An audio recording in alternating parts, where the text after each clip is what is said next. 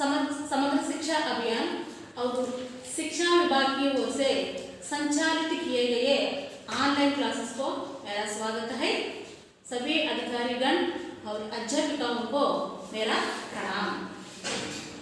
बच्चों को मेरा शुभाशीष है। मेरा नाम यू उषा रानी कोटनंदुर के केजीबी में हिंदी अध्यापिका के रूप में काम कर रही हूँ। आज मैं 10वीं कक्षा के पाठों के लिए बताना चाहती हूँ। बच्चों, आप सब तैयारी हैं? पाठ बताने के पहले मैं आपसे कुछ प्रश्न पूछना चाहती हूँ। నేను పాఠం మొదలు పెట్టే ముందు కొన్ని ప్రశ్నలు అడుగుతాను, జవాబులు తెలిస్తే చెప్పండి। किसानों को फसलें अच्छे उगाने के लिए मुख्य रूप से क्या चाहिए? आपको जवाब पता है? हाँ, मुख्य रूप से किसानों को फसलें अच्छे उगाने के लिए पानी चाहिए। क्या चाहिए? पानी चाहिए। यह पानी कहाँ से आते हैं? यह पानी वर्षा से हमको आते हैं। यह वर्षा कहाँ होती है? आसमान में होने वाले बादलों में होती है। ఈ యొక్క వర్షం అనేది మనకి ఎక్కడి నుంచి వస్తుంది? ఆకాశంలో ఉన్నటువంటి మేఘాల నుండి వస్తుంది। ఆ మేఘాలు కురియటం వల్ల మనకి వర్ష రూపంలో కిందకి రావడం వల్ల ఆ నీటిని మనం ఉపయోగించుకుంటూ ఉన్నాం। आज हमारा पाठ का नाम 10वीं कक्षा के पहले पाठ बरसते बादल। 10वीं कक्षा 10వ తరగతిలో ఉన్నటువంటి మొదటి పాఠమైనటువంటి बरसते बादल। आज हम इस पाठ के बारे में कुछ विषयों के बारे में सीखेंगे। ఈ రోజు మనం పాఠం గురించి కొన్ని విషయాలు నేర్చుకుందాం। पहले इस पाठ माने बरसते बादल, हमारा पाठ का नाम क्या है? पहला पाठ 10वीं कक्षा के पहला पाठ बरसते बादल। पाठ का नाम क्या है? बरसते बादल। आप अपने पाठ्य पुस्तक खोलिए बच्चों। आपने होने वाले कुछ पाठ्य पुस्तक में पहला पृष्ठ खोलिए। बरसते बादल कविता पाठ है। इस कविता पाठ का कवि का नाम श्री सुमित्रानंदन पंत। कवि का नाम क्या है? सुमित्रानंदन पंत। టెక్స్ట్ బుక్స్ తెరవండి అందరూ కూడా। టెక్స్ట్ బుక్లో ఉన్నటువంటి యొక్క 10వ తరగతి హిందీ టెక్స్ట్ బుక్ తెరవండి। దాంట్లో మొదటి పేజీలో ఇచ్చినటువంటి ఈ బరస్తే బాదల్ అనేటటువంటి పాఠం గురించి ఈరోజు మనము చెప్పుకోవచ్చు। బరస్తే బాదల్, బరస్నా మీన్స్ కురియుట। కురియుట అంటే రైనింగ్, పైనుంచి వర్షం పడడం। బాదల్ का अर्थ మేఘాలు। బాదల్ का अर्थ क्या है? మేఘాలు। బరస్నా అంటే అర్థం చెప్పాలండి కురియుట। బరస్నా అంటే అర్థం ఏంటంటే కురియుట। అదే విధంగా బాదల్, బాదల్ शब्द का अर्थ पर्याय शब्द मेघ घन। చాలా ఇంపార్టెంట్ అండి, మనకి భాషా की बात లో అడుగుతుంటారు। मेघ घन, बादल शब्द का पर्याय शब्द मेघ घन। आज हमारा पाठ का नाम बरसते बादल। बरसते बादल कैसा पाठ है? कविता पाठ है। इस कविता के कवि का नाम श्री सुमित्रानंदन पंत। इस पाठ में पहले मैं आपको उन्मुखीकरण और उद्देश्य, विधा विशेष, कवि परिचय के बारे में जानूंगा। మనం మొదటి పాఠంలో ఇచ్చినటువంటి ఉన్ముఖీకరణ గురించి, ఉద్దేశం గురించి, అదేవిధంగా విధా విశేష గురించి ఇచ్చినటువంటి కవి పరిచయం గురించి మనం ఈరోజు నేర్చుకుందాం। నేను చెప్పడానికి ప్రయత్నిస్తాను, మీరు జాగ్రత్తగా వినండి। ध्यान से सुनिए और पाठ्य पुस्तक में देखिए। ఇక్కడ ఉన్ముఖీకరణ के अंतर्गत ఉన్ముఖీకరణ అంటే అర్థం ఏంటండి? ప్రస్తావన। ఇప్పుడు వరకు మనం 9th క్లాస్లో ప్రతి పాఠం కూడా ఎలా చదువుకున్నాము? ప్రస్తావన చిత్రకే ద్వారా, అంటే ఇప్పుడు ఇచ్చినటువంటి పుస్తకంలో వచ్చినటువంటి ఆ ఇంట్రొడక్షన్ పిక్చర్స్ ద్వారా మనము ఊహించి వాటి జవాబులు చెప్పాము। అయితే ఇక్కడ కొద్దిపాటి మార్పు అనేది ఆ ప్రస్తావన అనే ఇక్కడ మనకి ఉన్ముఖీకరణ के रूप में दिया गया है। ఇక్కడ ప్రస్తావన ఉన్ముఖీకరణ కూడా ఒకటే। ఉన్ముఖీకరణ అంటే అర్థం ఏంటంటే పాఠం వైపుకి మళ్ళడం, మనం పాఠం వైపుకి వెళ్ళడం అన్నమాట। అసలు పాఠంలోకి ఏం చెప్పుకుంటాము, పాఠం వైపు మనం వెళ్ళడం। మనకు చూడండి 9th క్లాస్లో ఉన్నటువంటి పిక్చర్స్ ఊహించేవారు। ఈ యొక్క పిక్చర్ ద్వారా మీరు ఏం ఊహిస్తున్నారు? కల్పనా కీజియే పాఠ में क्या कहा होगा? మీరు ఊహించండి పాఠంలో ఏం చెప్పుకోబోతున్నామో అనేటటువంటి విషయం మనము 9th క్లాస్ వరకు ఉన్నట్టు ప్రస్తావన చిత్రంలో చెప్తాం। ఇక్కడ ఇదే విషయాన్ని ఇక్కడ उन्मुखीकरण के रूप में दिया गया है। ఇక్కడ చూడండి ఒకసారి మనకి उन्मुखीकरण के अंतर्गत 4 पंक्तियों का एक छोटा सा लघु कविता दिया गया है। ఇక్కడ 4 లైన్లతో ఉన్నటువంటి చిన్న కవితని మనకి ఇక్కడ ఇవ్వడం అనేది జరిగింది।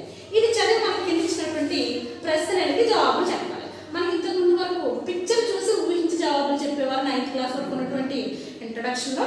ఇక్కడ మనకి కవిత ద్వారా లేకపోతే మిగతా పాఠాల్లో అయితే ఒక చిన్న చిన్న పారాగ్రాఫ్ ద్వారా కూడా మనం ప్రశ్నలకు ఆన్సర్ చేయాలి। మీకు ముందే తెలుసు అర్థగ్రాహ్యత ప్రతిక్రియలో అప్పటితో పద్యాంశ కానీ అప్పటితో గద్యాంశ కానీ ఇచ్చినట్లయితే వాటిని మనము ఆ చదివి మీరు ఆన్సర్ చేసేవారు। అదే సేమ్ ఇక్కడ కూడా మీరు ఈ యొక్క उन्मुखीकरण చదివి మనం కూడా ప్రశ్నలకు జవాబులు చెప్పాలి। ఇక్కడ నేను చదువుతున్నాను उन्मुखीकरण के बारे में, ध्यान से सुनिए और चित्र में देखिए, सॉरी पुस्तक में देखिए। उन्मुखीकरण के अंतर्गत छोटा सा लघु कविता मैं पढ़ती हूँ, देखिए। क्या गाती हो किसे बुलाती बतला दो कोयल रानी, प्यासी धरती देखो मांगती हो क्या मेघों से पानी, हो क्या मेघों से पानी। छोटा सा लघु कविता है। इस कविता के संबंधित कुछ प्रश्न यहाँ दिया गया है। ఈ కవితకు సంబంధించినటువంటి ప్రశ్నలు ఇక్కడ మనకి ఇవ్వడం అనేది జరిగింది। నేను మీకు చెప్తాను, మీరు చూసుకోండి। అసలు ఇది మీరు సొంతంగా చెయ్యాలి, కానీ మనం ఇక్కడ మీరు ఒక్కరుగా కూర్చున్నారు కాబట్టి మీరు నేను చెప్పింది విని ఆన్సర్ చేయండి। క్యా గాతి హో కిసే బులాతి హై, కిసే బులాతి క్యా గాతి హో ఏం పాడుతున్నావు, కిసే బులాతి ఎవరిని పిలుస్తున్నావు, బదలా దో కోయిల్ రాణి చెప్పమ్మా కోకిల రాణి, प्यासी धरती देखो मांगती हो क्या मेघों से पानी। प्यासी धरती, प्यासी मीन्स दाहము, धरती అంటే भूमि। धरती का पर्याय शब्द क्या है, धरती का पर्याय शब्द पृथ्वी। धरती का पर्याय शब्द क्या है, पृथ्वी अवनी। धरती का पर्याय शब्द पृथ्वी अवनी। प्यासी धरती, प्यासी धरती దాహంతో ఉన్నటువంటి భూమి మేఘాల నుండి నీటిని అడుగుతుంది అని చూస్తున్నావా అని అడుగుతున్నావా, నీటిని మని అడుగుతున్నావా। ప్యాసి ధరతి దేఖ మాంగతి, మాంగనా మీన్స్ అడుగుట, దేఖ అంటే చూచుట। దాహంతో ఉన్నటువంటి భూమిని చూసి మేఘాల నుండి నీటిని మని అడుగుతున్నావా అని చెప్పి ఇక్కడ మనకి ఇక్కడ లఘు ప్రశ్నకే లఘు పచ్చిక అంతర్గత మనకి ఇవ్వడం అనేది జరిగింది। प्रश्न, यहाँ प्रश्न दिया गया है। ఇక్కడ మీటే గీత్ కౌన్ గాతి హై, తీయని పాటలు ఎవరు పాడుతున్నారు, మీటే గీత్ కోయిల రాణి గాతి హై। ప్యాసే ధరతి పానీ కిస్సే మాంగతి హై, దాహంతో ఉన్నటువంటి భూమి నీటిని ఎవరి నుండి అడుగుతుంది, మాంగనా మీన్స్ అడుగుట, మాంగనా అంటే ఏంటంటే అడుగుట। లిఖ్ లీజియే వహా, బాదల్ ప్రకృతి की शोभा बढ़ाते हैं कैसे। बादल का अर्थ मेघ घन, बादल అంటే ఏం చెప్పుకున్నామండి, మేఘ క్లౌడ్స్ అని ఇంగ్లీష్ లో క్లౌడ్స్ అంటాం కదండి। బాదల్ ప్రకృతికి శోభ, శోభ మీన్స్ అందం, ప్రకృతి యొక్క అందాన్ని పెంచుతున్నాయి। కైసే ప్రశ్న రాసుకున్నట్టు నాకు ఇచ్చిన ప్రశ్న పదం కైసే, కౌను కబ్ కహా క్యోం క్యోకి ఇవన్నీ కూడా మనకు ప్రశ్న పదాలు కదండి। ఇక్కడ బాదల్ ప్రకృతికి శోభ బడాతే, మేఘాలు ప్రకృతి యొక్క అందాన్ని పెంచుతున్నాయి కైసే ఎలా అని అడుగుతున్నాడు।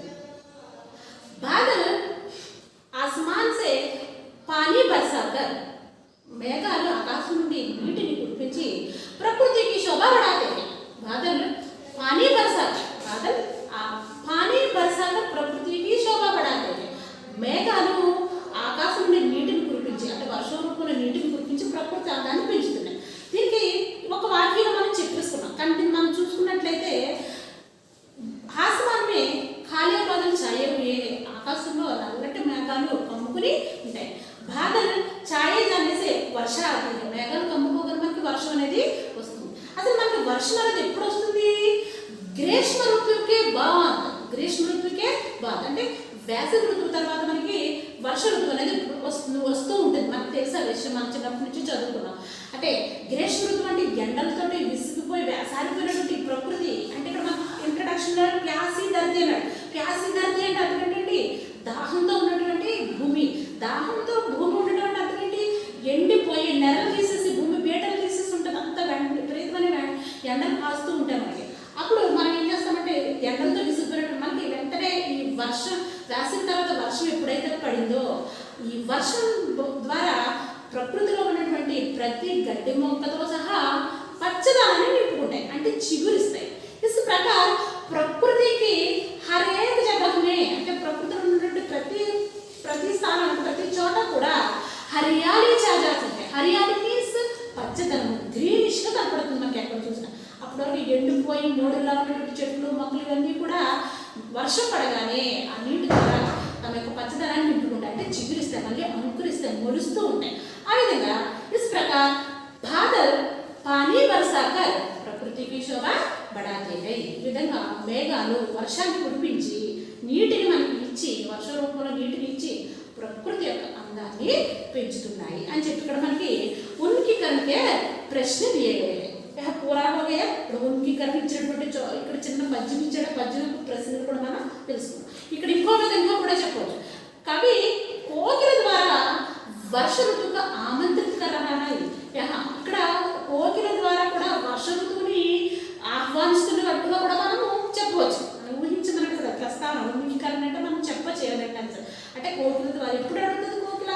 దాహంతో ఉన్నటువంటి భూమి నీటికి ఇమ్మని అడుగుతుంది అంటే అర్థం ఏంటి? అక్కడ వర్షాన్ని కురిపించమని అర్థం. అక్కడ వర్ష ఋతువుకు ఆమంత్రిత కరాయి. మీకు పూరా హోగయా. और दूसरा उद्देश्य, पाठ का उद्देश्य ये చూసుకోండి. మీకు పిక్చర్ టెక్స్ట్ బుక్ లో కింద ఇచ్చారు చూడండి. उन्मीकरण के बाद उद्देश्य दिया गया है यहाँ. उद्देश्य का अर्थ, उद्देश्य యొక్క అర్థం ఏంటంటే పాఠంలో మనము ఏం చెప్పుకోబోతున్నాము, ఈ పాఠం ఇవ్వడానికి గల కారణం ఏంటి, ఏం చెప్పుకోవడం ఇవ్వడానికి గల కారణం ఏంటనేది చెప్పడమే ఉద్దేశం. నేను చదువుతున్న ఒకసారి చూసుకోండి. उद्देश्य बरसते बादल पाठ का उद्देश्य क्या है? बरसते बादल पाठ का उद्देश्य क्या है? कहाँ दिया गया है? उद्देश्य प्रकृति के प्रति काव्य रचनाओं के प्रोत्साहन के साथ साथ सौंदर्य बोध कराना, मनोरंजन की भावना जगाना और प्रकृति संरक्षण के लिए प्रेरित करना इसका उद्देश्य है. ఇక్కడ ఉద్దేశం ఇచ్చాడని మనకి చూసుకోండి. प्रकृति के प्रति काव्य रचनाओं के प्रोत्साहन के साथ साथ ప్రకృతి పట్ల, ప్రకృతి ఎడల కావ్య రచనలు చేయడానికి ప్రోత్సహించడంతో పాటుగా సౌందర్యానుభూతి కలిగించడం. అంటే ఈ ప్రకృతిని చూసి మీ పాఠం ద్వారా మనం ఈ పాఠంలో ఇచ్చినటువంటి విషయాలు కానీ పాఠం చదివే విధానం కానీ ప్రతి విధానంలో మనం ఆ కవితను చదవడం ద్వారా సౌందర్యానుభూతిని పొందుతూ ఉంటాం. इस प्रकार प्रोत्साहन के साथ सौंदर्यबोध कराना, सौंदर्यानुभूति కలిగించడం, मनोरंजन की भावना जगाना, बच्चों में मनोरंजन की भावना जगाना. मनः प्लस रंजन. ఇక్కడ మనం మనోరంజన్ అనేటటువంటి పదాన్ని సంధి విడగొడితే కనుక చాలా ఇంపార్టెంట్ అండి ఇది కూడా. మనోరంజన్ మనః ప్లస్ రంజన్ విసర్గ సంధి అవుతుంది. మనః ప్లస్ రంజన్ అంటే అర్థం ఏంటండి? విసర్గ సంధి చాలా ఇంపార్టెంట్. మనోరంజన్ భాషాకి పాకి దృష్టి మనః ప్లస్ రంజన్ మానసిక ఆనందాన్ని కలుగుతుంది. మనకి చక్కగా ఎంత బాగుంది కవిత చదవగానే చాలా బాగుంది అని మనలో విధమైనటువంటి అనుభూతి అనేది కలుగుతుంది. అదేవిధంగా చక్కగా ఉత్సాహంతో మానసిక ఆనందాన్ని కలుగజేస్తుంది. ఈ కవిత ద్వారా కూడా ప్రకృతి సంరక్షణకి ప్రేరిత కన్నా इसका उद्देश्य. ఇది చాలా ఇంపార్టెంట్ అండి. ప్రకృతి సంరక్షణ కన్నా అంటే ప్రకృతిని సంరక్షించుకోవాలి మనం అందరము కూడా. అంటే ఇప్పుడు చూడండి మనం ఎక్కడ చూసినా వాతావరణం అనేది విపరీతమైనటువంటి పొల్యూషన్తో నిండిపోయింది. ఎక్కడ చూసినా మనకి నీటి కాలుష్యము, అదేవిధంగా వాయు కాలుష్యము, ధ్వని కాలుష్యము, శబ్ద కాలుష్యము, రకరకాల కాలుష్యాలతోటి ప్రకృతి అంతా కూడా నిండిపోయింది.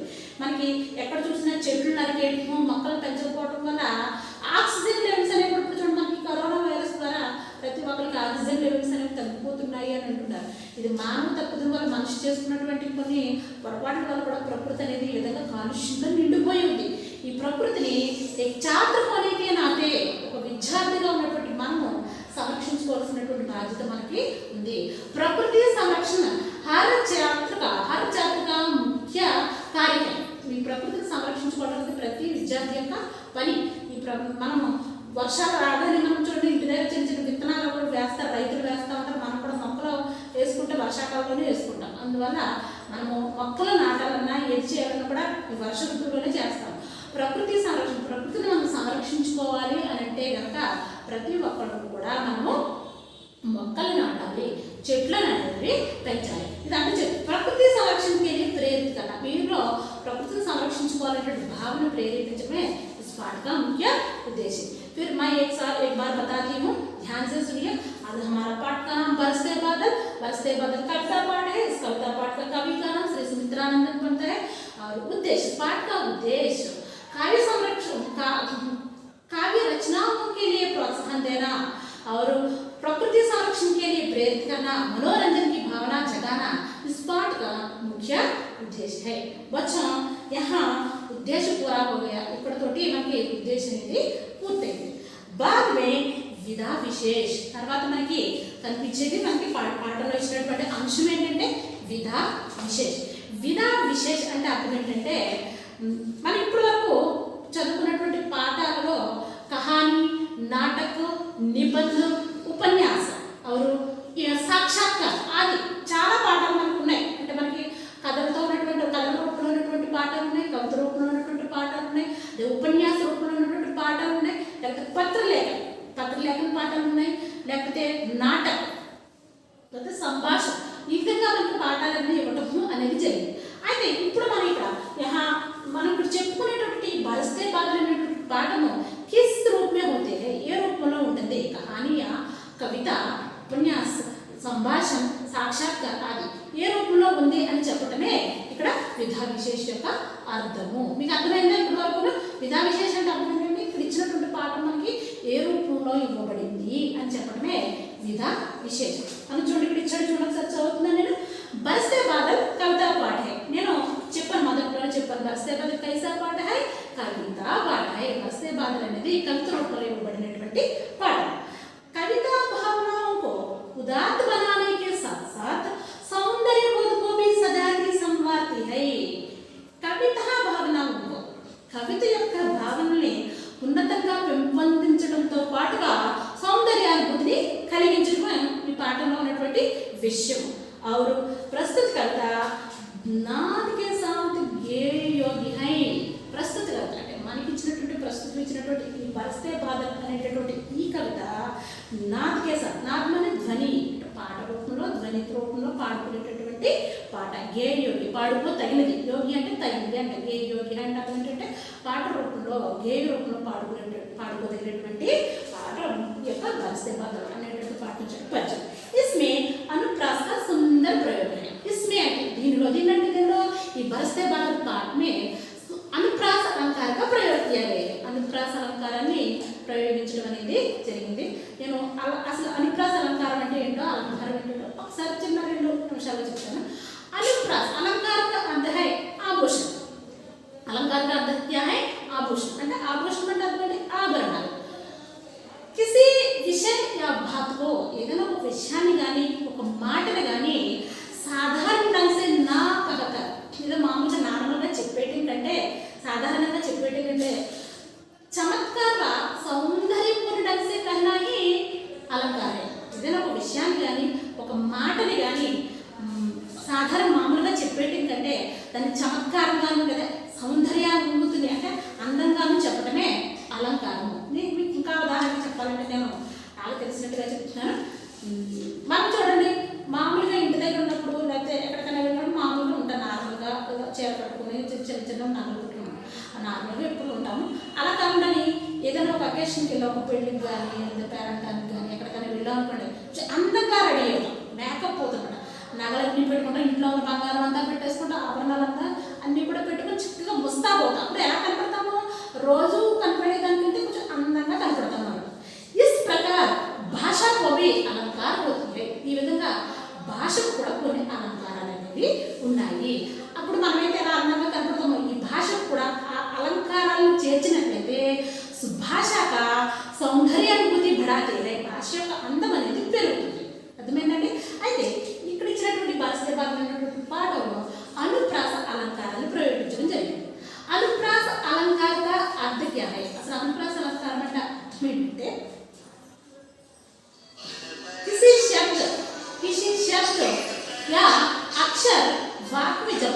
में बार बार आने से అంటే ఏదైనా ఒక పదము కానీ ఒక అక్షరం కానీ ఒక వాక్యంలో మరలా మరలా వస్తే ఉస్ వాక్య का సౌందర్య बढ़ाते हैं ఆ వాక్యం యొక్క అందం అనేది పెరుగుతుంది. ఇప్పుడు చూడండి మనకి పద్యంలో చూసుకున్నట్లయితే ఒకసారి మీరు అబ్జర్వ్ చేసుకున్నట్లయితే ఇక్కడ మొదటి పద్యంలో झम झम झम झम ఎన్నిసార్లు వచ్చిందండి? 4 సార్లు.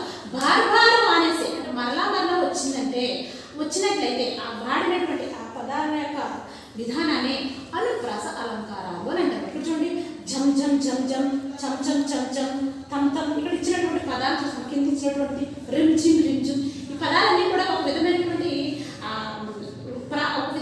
అనుభూతిని కలగజేస్తూ ఉంటాయి. ఆ విధంగా వాడేటటువంటి శబ్దాలనే अनुप्रास अलंकारालु అని అంటారు. बरसते बादल पाठ में अनुप्रास अलंकार का प्रयोग किया गया है. అర్థమైందండి? ఇప్పుడు అలంకారం అంటే అర్థమైందా? అనుప్రాస అలంకారం అంటే అర్థమైందా? నేను భాషాంశాలు చెప్పేటప్పుడు మళ్ళా ఒకసారి చెప్తాను. ఇక్కడ ఇప్పుడు ఇస్తున్న అనుప్రాస సుందర ప్రయోగ అని కాబట్టి మీకు అది కన్ఫ్యూజ్ అవుతారని మామూలుగా చెప్తాను. భాషాంశాలు అంటే భాషాకి బాగా చెప్పేటప్పుడు మళ్ళీ అలంకారం గురించి ఒకసారి మీకు చెప్తాను. ओके ना? उन्मीकीकरण पूरा हो गया, उद्देश्य पूरा हो गया, विधा विशेष भी पूरा हो गया. ఇక్కడికి మనకి ఉన్మీకరణ అయింది, ఉద్దేశం అయింది, విధా విశేష కూడా కంప్లీట్ అయింది. ఇక్కడ మనకు చెప్పానండి ఇక్కడ భరసన అనేటటువంటి వాటికి అర్థం చెప్పాను. పురుట భాగం అంటే మేఘు గంచుపన్ ధరతి పృథ్వీ అవని. ఓకేనా? అదే విధంగా అక్కడ మనకి మీడే అనేటటువంటి పదం వచ్చిందండి. మీడే అనేటటువంటి పదం వచ్చింది. మీడే అనేది भाषा की बात की दृष्टि से विशेषण है. भाषा की बात की दृष्टि से विशेषण माने एडजेक्टिव. देखिए अंतर्गत एडजेक्टिव అంటే किसी संज्ञा या जो संज्ञा या सर्वनाम की विशेषता बताने वाले शब्द को विशेषण कहते हैं. నామవాచకము లేదా సర్వనామం యొక్క విశేషణ తెలియజేసే దాన్ని మనం విశేషణ అంటే అంటాం. మీటే అనేది విశేషణ శబ్ద है. इसका उल्टा शब्द भी है. మీటే అనే దానికి మనకి అని చెప్పుకున్నట్లయితే ఇక్కడ ఉల్టా శబ్దం కూడా అసలు వేశారు. మీటే అంటే అర్థం ఏంటంటే తీపి, తీయదన్ స్వీట్. దీనికి ఉల్టా శబ్దం కడుగా అవుతుంది, చేదు. ఎందుకంటే తీపు, తీపి, చేదు ఉల్టా శబ్దం కూడా వస్తుంది మనకి భాషాంశాలు చూసుకున్నట్లయితే. లిఖీజియా అప్పుడే ఉత్తర పుస్తిగానే మీకు నోట్స్ ఉన్నట్లయితే మీరు ఇది రాసుకోండి, రఫ్గా రాసుకోండి. మీరు ఎప్పుడైనా దాన్ని రివ్యూ అంటే ఒకసారి చూసుకున్నప్పుడు మీకు అర్థమవుతుంది. ఓకేనా? बाद में कवि परिचय. बाद में कवि తర్వాత మనకి ఇచ్చినటువంటిది కవి పరిచయం. బరస్తే బాదల్ కైసా పాట है? కవితా పాట అన్న. కవితా పాట అంటే కవిత రూపొందించినటువంటి పాట. కవితనే రాసింది కవి కాబట్టి ఇక్కడ మనకి కవి పరిచయం అంటే ఇవ్వడం జరిగింది. అదేవిధంగా మనం మిగతా పాఠాల్లో కహాని వేస్తే లేఖక పరిచయం అని కూడా ఉంది. చాలా జాగ్రత్తగా వినాలండి ఇక్కడ కవి పరిచయం అనేది. ఎందుకంటే మనకి ఎగ్జామినేషన్లో సమ్మటివ్లో క్వశ్చన్ నెంబర్ 17 రూపంలో 17, 18 మనకి 2 క్వశ్చన్లు రాయాలి. ఒక కవి పరిచయం అడుగుతుంటారు, అదేవిధంగా లేఖక పరిచయం కూడా అడుగుతారు. ఒక రచయిత గురించి ఒక కవి గురించి అడుగుతుంటారు. అందువల్ల మీరు పాఠం యొక్క కవి పరిచయం మీద ఎక్కువ దృష్టి పెట్టాలి. ఇప్పటి నుంచి ఇది బాగా నేర్చుకున్నట్లయితే మీకు పబ్లిక్ ఎగ్జామినేషన్లో చాలా బాగా ఉపయోగపడుతుంది. ఓకేనా? फिर एक बार बताती हूँ. आज हमारा पाठ का नाम बरसते बादल कैसा पाठ है? कविता पाठ है. इस पाठ का मुख्य उद्देश्य प्रकृति के प्रति काव्य रचनाओं का प्रोत्साहन देना और सौंदर्य अनुभूति जगाना और मनोरंजन की भावना और प्रकृति के संरक्षण के प्रति प्रेरित करना इस पाठ का मुख्य उद्देश्य है. कवि परिचय. ఇక్కడ మనం కవి పరిచయంలోకి వచ్చినట్లయితే ఇక్కడ ఇచ్చినటువంటి కవి పరిచయం చూడండి ఒకసారి. కవి గారు सुमित्रानंदन पंत. मैं एक बार आपको ये चित्र दिखाती हूँ. देखिए यह सुमित्रानंदन पंत जी का चित्र है. చూడండి ఒకసారి చూడండి, మీకు పిక్చర్లో చూపిస్తున్నాను. ఈయనే మన కవిత ఈ బరసతే బాదల్ అనేటువంటి కవిత రాసినటువంటి కవి గారు సుమిత్రానందన్ పంత్. ఈయన చూడండి ఒకసారి ఇక్కడ పరిచయం ఇచ్చినటువంటి మన టెక్స్ట్లో ఇచ్చినటువంటి మ్యాటర్ ఈయనే సుమిత్రానందన్ పంత్. చూసారండి? కనపడుతుందా అందరికీ? కనపడుతుందా? చూసారా? సుమిత్రానందన్ పంత్ గా ముఖ చిత్రం. సుమిత్రానందన్ పంత్ గారి యొక్క ఫోటో ఇది. ఈయనే మన కవి గారు ఇక్కడ ఇచ్చినటువంటిది. ఇక్కడ చూడండి గురించి మనకి ఇక్కడ టెక్స్ట్ బుక్లో ఇచ్చినటువంటి మ్యాటర్ కూడా ఇచ్చాడు. प्रकृति चित्रण में बेजोड़ कवि माने जाने वाले सुमित्रानंदन पंत का जन्म सन 1900 अल्मोड़ा जिले के कौसानी गांव में हुआ. ప్రకృతికి వర్ణనలో అద్వితీయమైనటువంటి కవి అయినటువంటి సుమిత్రానందన్ యొక్క పంత్ అల్మడా జిల్లాకి, అంటే అల్మడా అనేటువంటి జిల్లాలో కౌసాని అనేటటువంటి గ్రామంలో 1900 సంవత్సరంలో ఈయన జన్మించారు. ఎవరండి? సుమిత్రానందన్ పంత్. ఎవరు? నేను ఒకసారి చూసిన టెక్స్ట్ బుక్లో చూసి చెప్తాను. చూసారు కదా ముఖ చిత్రం? చూడండి ఒకసారి, చూడండి ఒకసారి. देखिए पाठ्य पुस्तक में देखिए, प्रकृति के बेजोड़ कवि माने जाने वाले सुमित्रानंदन पंत का जन्म 20 मई सन 1900 में अल्मोड़ा जिले के कौसानी गांव में हुआ. ప్రకృతి వర్ణనలో అద్వితీయమైనటువంటి కవి, బేజోడ్ కవి అంటే ఈయనకి వర్ణించలేమండి. ప్రకృతిని ఈయన వర్ణించినంత బాగా ఎవరు కూడా వర్ణించలేదు. అద్వితీయమైనటువంటి కవి, అన్కంపేరబుల్ గా చెప్పుకోవాలంటే బేజోడ్ కవి మాట ప్రకృతి వర్ణనలో అద్వితీయమైనటువంటి కవి అయినటువంటి సుమిత్రానందన్ గారి యొక్క పుట్టుక ఎక్కడండి? మే 20న 1900 సంవత్సరంలో అల్మడా జిల్లా కౌసాని గాంవ్. ఈ అల్మడా జిల్లా అనేది ఉత్తరాఖండ్లో ఉందండి. ఉత్తరాఖండ్మే ఉంది, మన భారతదేశంలోనే ఉత్తరాఖండ్లో ఉంది. 7 वर्ष की उम्र में ही 7 वर्ष की उम्र में ही 7 वर्ष అంటే 7 సంవత్సరాలు. 7 అంటే 7, వర్ష అంటే ఇక్కడ వయసు, 7 సంవత్సరాల వయసు. వర్ష వేరండి, వర్ష వేరు. అది మాత్రమే అర్థం మారిపోతుంది. వర్ష అంటే మనకి ఇక్కడ సంవత్సరం, ఇయర్. చూడండి తర్వాత వర్ష అంటే అర్థం ఏంటంటే రైన్, వర్షము. చాలా వర్ష ఓకేనా. 7 वर्ष की उम्र में ही 7 సంవత్సరాల వయసులోనే ఈయన స్కూల్ మే కావ్య పాఠ్ కే లియే పురస్కృత కియే గయే थे. స్కూల్లో కావ్య రచనలకు గాను ఈయనకి బహుమతులు లభించాయంట. చూడండి ఎంత చక్కగా. 7 సంవత్సరాల వయసు అంటే 2వ 3వ తరగతి, లేకపోతే అంతగా బాగుంటే 4వ తరగతి చదువుతూ ఉండొచ్చు. అంటే 3వ తరగతి నుంచి 4వ తరగతిలో ఉండదు. కానీ చిన్నప్పటి నుంచే ప్రకృతి పట్ల ప్రేమ అనేది, ఆరాధన అనేది ఉంది. ప్రకృతి పట్ల ఆయనకి ఇంట్రెస్ట్, ఆసక్తి అనేది ఉంది. అందువల్ల కావ్య పాఠ్కి 7 वर्ष की उम्र में ही 7వ తరగతిలోనే ఈయన కావ్య రచన అనేది చేయడం అనేది జరిగింది. అందువల్ల 7 वर्ष की उम्र में ही स्कूल में కావ్య పాఠ్కి పురస్కృత కియే గయే. 7 సంవత్సరాల వయసులో ఈయన రాసినటువంటి రచన కావ్య రచనలకు గాను పురస్కృత కియే గయే. ఈయన బహుమతులు అనేవి లభించాయి. साहित्य लेखन के लिए इन्हें साहित्य अकादमी, सोवियत रूस और चिदंबरा काव्य के लिए ज्ञानपीठ पुरस्कार दिया गया. ఇంకా ఈ రాసినటువంటి రచనలకు గాను, సాహిత్య రచనలకు గాను సాహిత్య అకాడమీ అవార్డు, సోవియట్ రూస్ అవార్డు, చిదంబరా అనేటటువంటి కావ్యానికి జ్ఞానపీఠ పురస్కారం అనేటటువంటిది కూడా లభించింది. పురస్కార का अर्थ है अवार्ड. అక్కడ అర్థమైందంటే పురస్కారం అంటే అర్థం ఏంటంటే బహుమతి. और इनकी प्रमुख रचनाएं సుమిత్రానందన్ గారు రాసినటువంటి రచనలన్నింటిలో కూడా ప్రముఖమైనటువంటి ముఖ్యమైనవి ఇక్కడ మనకు కొన్ని ఇవ్వడం జరిగింది. అవేంటంటే వీణ, గ్రంథి, పల్లవ్, గుంజన్, యుగాంత్, ग्राम्या, स्वर्ण किरण, कला और गूढ़ाचार, चिदंबरा काव्य के लिए चिदंबरा आदि. ఇక్కడ ఇచ్చినటువంటి వీణ, గ్రంథి, పల్లవ్, గుంజన్, యుగాంత్, స్వర్ణ కిరణ్, కళా और గూఢాచార్, చిదంబర ఇవన్నీ కూడా ఈయన రాసినటువంటి ముఖ్యమైనటువంటి రచనలు. इनका निधन सन 1977 में हुआ. ఈయన ఆ విధంగా చక్కగా పేరు ప్రఖ్యాతి సంపాదించుకుని ఆయన చక్కటి కావ్యాలు రచనలు చేసిన తర్వాత 1977వ సంవత్సరంలో చనిపోయారు. 1977వ సంవత్సరం డిసెంబర్ మే అంటే డిసెంబర్ నెలలో 28వ తారీఖున డిసెంబర్ 28వ తారీఖున చనిపోయారు అన్నమాట. కానీ ఇక్కడికి మనకి కలపచ్చు. అయితే ఇక్కడ మీకు ఒక విషయము, ఇక్కడ జ్ఞానపీఠ పురస్కారం అంటే ఇవ్వడం జరిగింది. దేనికి? చిదంబరా కావ్యకే. చిదంబరా అనేటటువంటి కావ్యానికి గాను ఇంక జ్ఞానపీఠ పురస్కారం అనేది. జ్ఞానపీఠ పురస్కారం అంటే అర్థం ఏంటంటే ఇప్పుడు సాహిత్య రంగంలో విశేష కృషి చేసినటువంటి వ్యక్తులకు జ్ఞానపీఠ పురస్కారం ప్రతి సంవత్సరం భారత ప్రభుత్వం ఇవ్వడం జరుగుతుంది.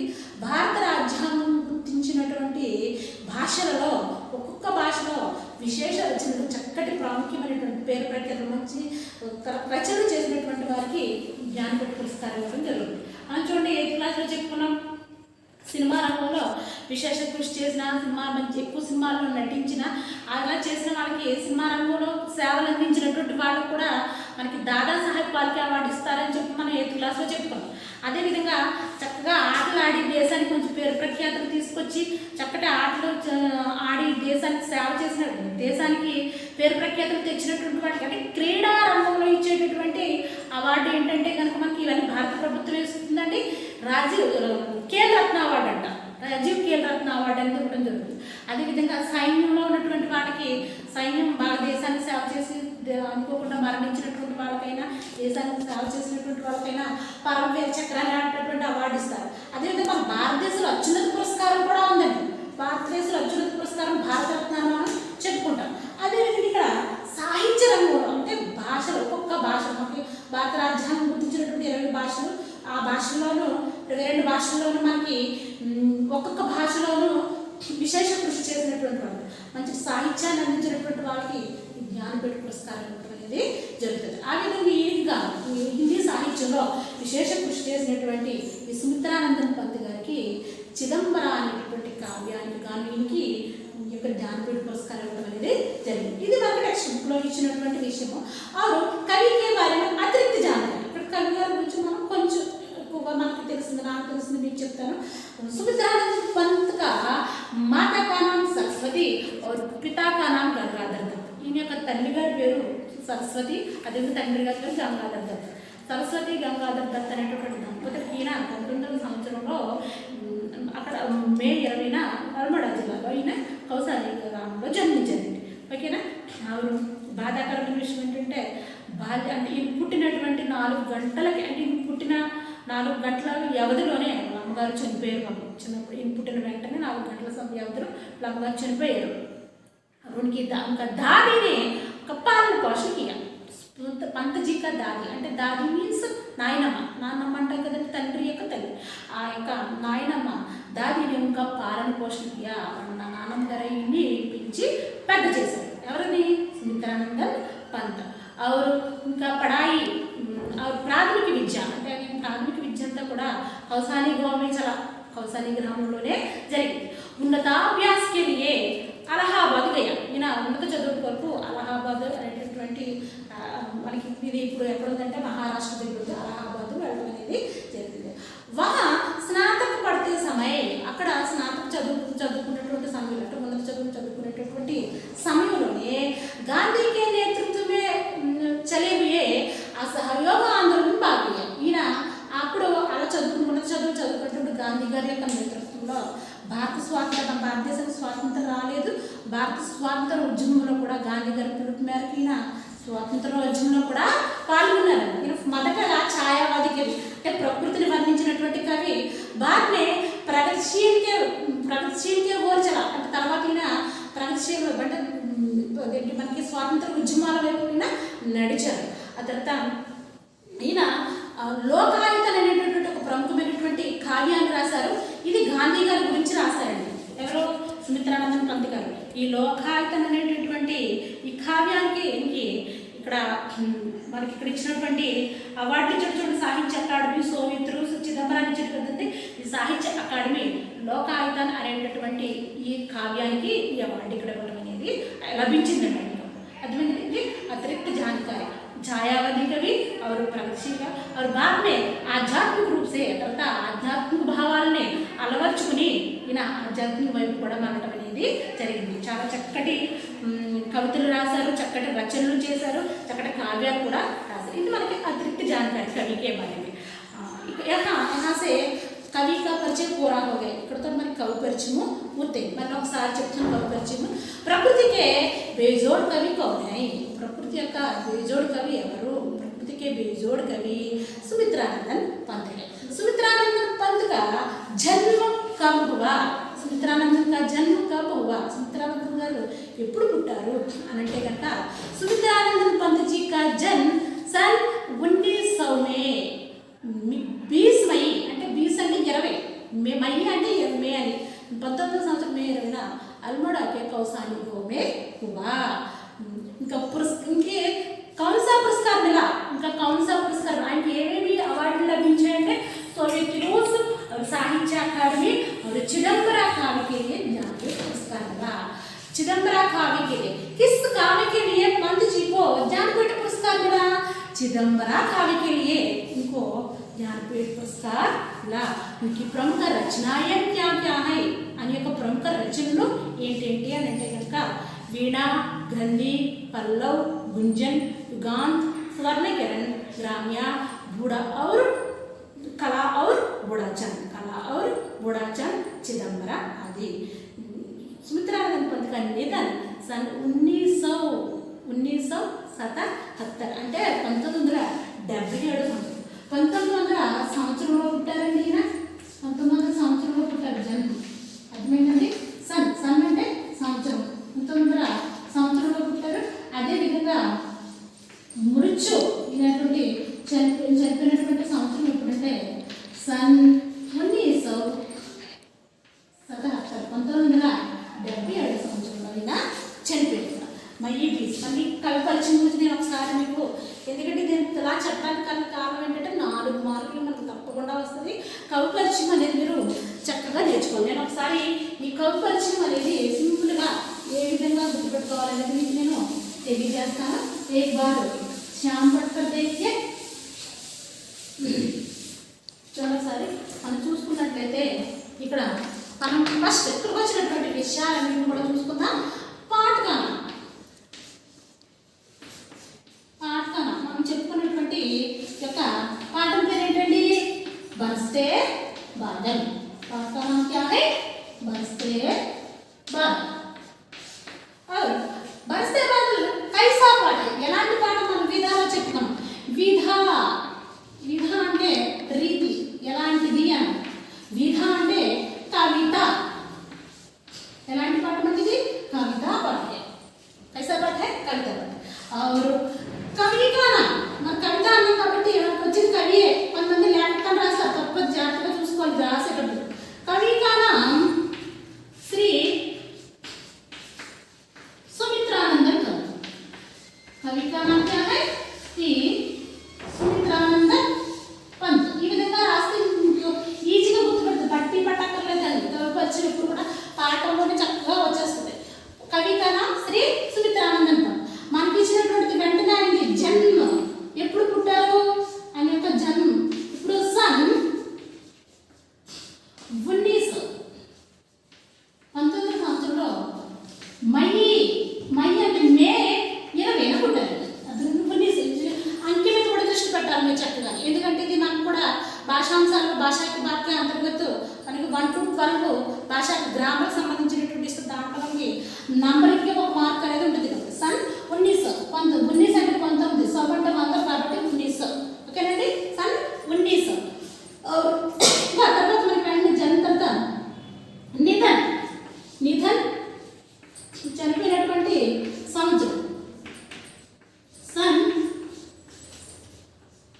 1977 డిసెంబర్. ఇది అతిరిక్త జాబితారు మనకు టెక్స్ట్ ఇప్పుడే లేదు. డిసెంబర్ 28 నుంచి అయిపోయింది. అర్థమైందండి? తర్వాత మనకి వెంటనే ఇచ్చినటువంటిది ప్రముఖ రచన.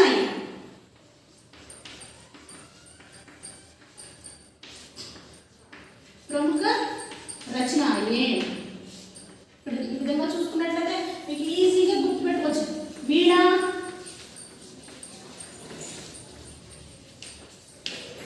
గ్రంథి, పల్లవ్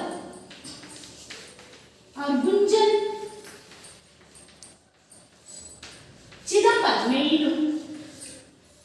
చిదంబరా. ఓకేనండి? ఎక్సెప్ట్ ఇంకా ఉన్నాయి కదా. అదేవిధంగా మీకు వచ్చినటువంటి బహుమతి పురస్కారం, మీకు వచ్చినటువంటి బహుమతి పురస్కారం ఏమి చూడండి మనకి ఇక్కడ సోవియట్ రూస్,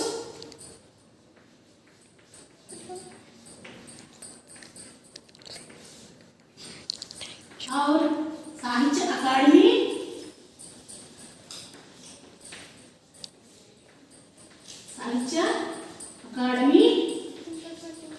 और चिदंबरा काव्य के लिए ज्ञानपीठ पुरस्कार.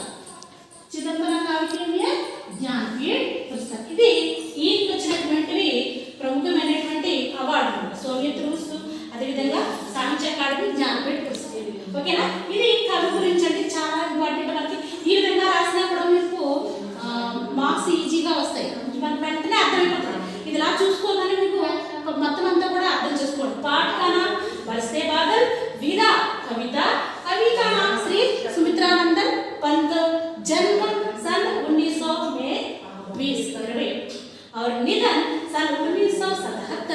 दिसंबर 28 में प्रमुख रचनाएं वीणा, गद्दी, पल्लव, गुंजन, चिदंबरा।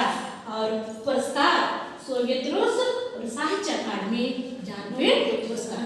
बच्चों, आज हम इस पाठ में 4 विषयों के बारे में जान लेंगे। మొత్తం 4 విషయాల గురించి మనం తెలుసుకున్నాం. ఉనికీకరణ గురించి, ఉద్దేశం గురించి, అదే విధంగా విధా విశేష గురించి, కవి పరిచయం గురించి మనం ఇక్కడికి వరకు నేర్చుకున్నాం. అయితే ఈరోజు మనం నేర్చుకున్నటువంటి ఈ విషయాలను మీరు ఒకసారి ఇంటికి వెళ్ళి చూసుకున్న ఇంటి దగ్గర ఒకసారి మననం చేసుకోండి. కవి పరిచయం గురించి బాగా నేర్చుకోండి, ఎందుకంటే చాలా చాలా ఇంపార్టెంట్ ఇది అనేది. और एक बार बताती हूँ, आज हमारा पाठ का नाम बरसते बादल। बरसते बादल कविता पाठ है. చూపించి బరసతే బాదల్. బరసతే బాదల్ అంటే చెప్తుంది చాలా ఇంపార్టెంట్. బరసన అంటే ఇప్పుడు మేఘాలు, కురిసే మేఘాలు, కురిసే మేఘాలు. చూడండి మేఘాలు కురుస్తున్నాయి చక్కగా ఇక్కడ. బరసతే బాదల్. బరసన అంటే కురియుట.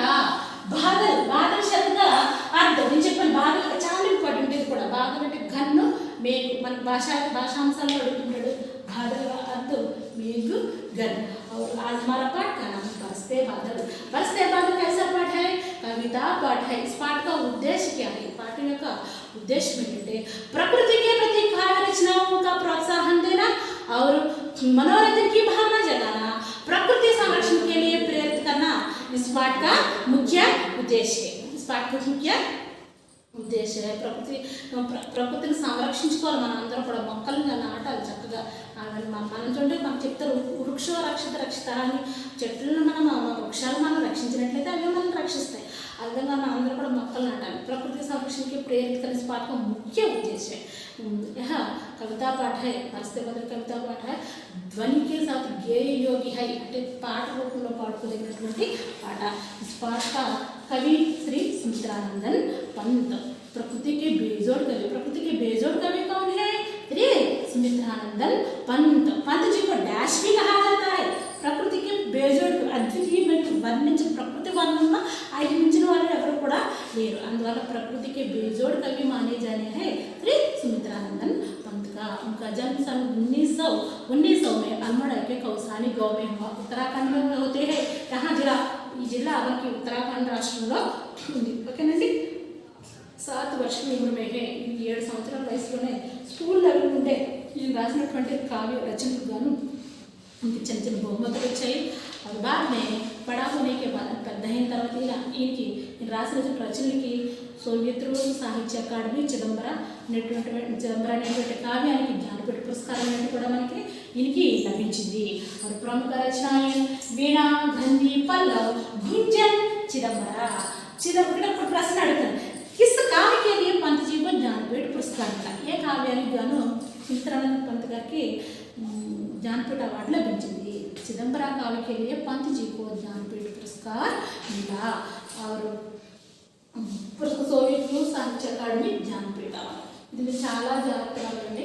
ఇక్కడతోటి ఈ మనం చెప్పుకున్నటువంటి పైన చెప్పుకున్నటువంటివి ఉన్ముఖీకరణ అయిందండి, ఉద్దేశం అయింది, అదేవిధంగా విధా విశేషం అయింది, కవి పరిచయం కూడా అయింది. ఇక్కడ ఉన్నటువంటి దాంట్లో నేను ఈరోజు మీకు ఒక చిన్న ప్రశ్న ఇస్తున్నాను.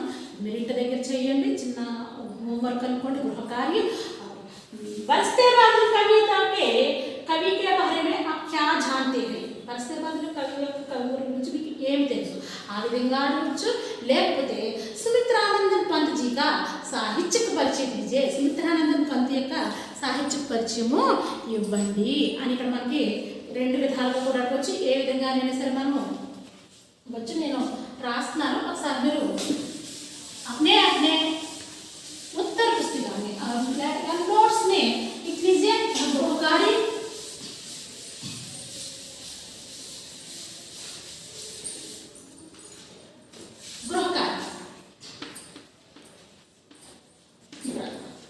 మీ యొక్క నోట్బుక్లో రాసుకోండి. ఇది అసైన్మెంట్ రూపంలో రాయండి. చదివి చక్కగా జాగ్రత్తగానే ప్రశ్న ఇక్కడ ఏం చూడండి. बरसते बादल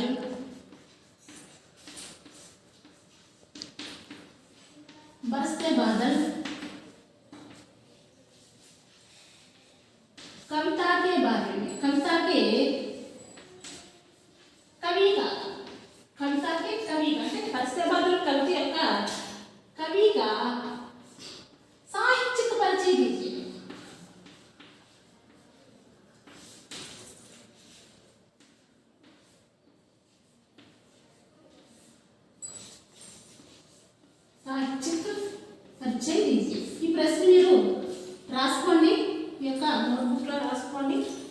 రాసుకుని మీరు ఇంటి దగ్గర తింటే చదివండి. కవిత సాహిత్యకు పరిచయం విజయ. నేను చెప్పింది దాంట్లో బోర్డుగా చెప్పింది రాసుకున్నారని ఆశిస్తున్నాను. ధన్యవాదాలు.